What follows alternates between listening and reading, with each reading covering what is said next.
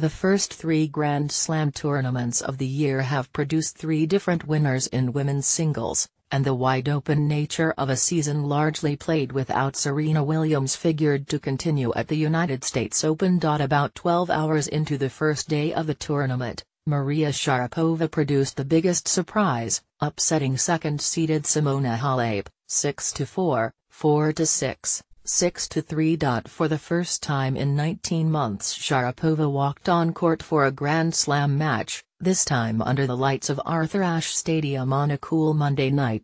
She wore a black sparkling dress and a look of determination.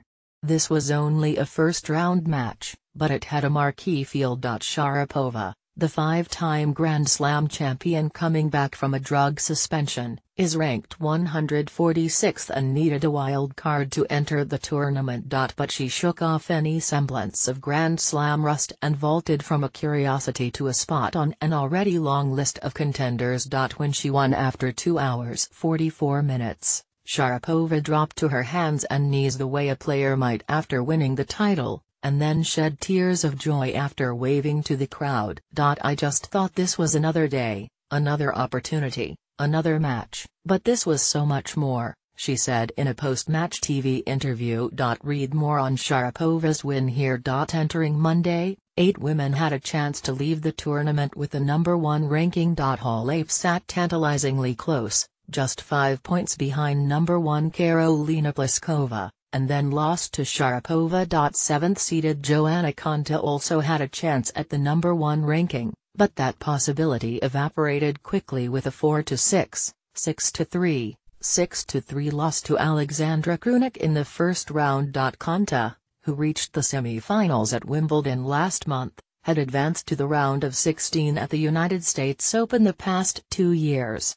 "I don't take anything for granted," she said. "I think it would be quite obnoxious of me to come in here expecting I have a right to be in second week." She added, "How I did at Wimbledon is not something I bring into every match I play." The tennis season moves on quickly. Krunic, a 24-year-old Serb ranked number 78, has made an impression at the Open before. She reached the round of 16 in 2014 with upsets over Madison Keys and Petra Kvitova. "I can't say I didn't expect it, I can't say I really expected it," Krunic said of her win. "But I expected to give her a hard time, at least, and I'm happy I gave her a harder time than she gave me." The question of which woman qualifies as the favorite has lingered in recent days. Third-seeded Garbine Muguruza, who may be playing the best coming into the Open, does not want the label. She does not think she deserves it. Muguruza, who opened play at Arthur Ashe Stadium with a 6-0, 6-3 victory over Varvara Lepchenko, won Wimbledon in July and routed Halep in the final of the Cincinnati tournament a week ago. But Muguruza has never advanced past the second round at the US Open, so she is keeping her expectations low.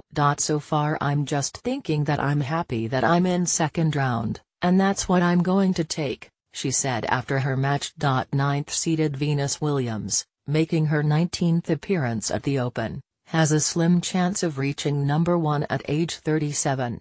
She began her tournament with a 6-3, 3-6, 6-2 win over Victoria Kuzmova, a 19-year-old qualifier playing her first main draw match on the WTA Tour. "I had no idea what she looked like, who she was, anything," Williams said. "But she played amazing. She played well, served well, competed well. Definitely a match I had to earn." Number 5 Caroline Wozniacki, also in the hunt for number 1, had an easier time, beating the qualifier Mihaela Buzărnescu, 6-1, 7-5. Nyla Jean Mayers no. 13-seed Jack Sock was the highest-ranked man to crash out of the Open, falling to Jordan Thompson, 6-2, 7-6, 12, 1-6, 5-7, 6-4. on the temporary structure known as Louis Armstrong Stadium this year. The match, which lasted 3 hours 56 minutes, had wild momentum swings. Each man dropped serve 8 times. Sock led by 2 breaks at 4-1 in the second set and later had 2 set points on his own serve in the marathon tiebreaker before conceding it to Thompson. Sock dominated the third set and won the fourth after saving 2 Thompson match points. He broke Thompson twice to take a 4-3 lead in the fifth set, but then dropped his serve twice in a row to lose. Sock had an exemplary start to the year, reaching the semi-finals of Indian Wells and the quarter-finals of Miami. He also won smaller ATP titles in Auckland and Delray Beach, Florida. He reached a career-high ranking of number 14 in April, but seemed to lose momentum after a trip to Australia that month for Davis Cup. Sock lost a crucial match against Thompson there that all but clinched the quarter-final for Australia. Since then, beginning of May, Sock has gone a 10-10 record. He had been the highest-ranked American man until after the recent Cincinnati tournament, when he was passed by John Isner, a semi-finalist there. In his post-match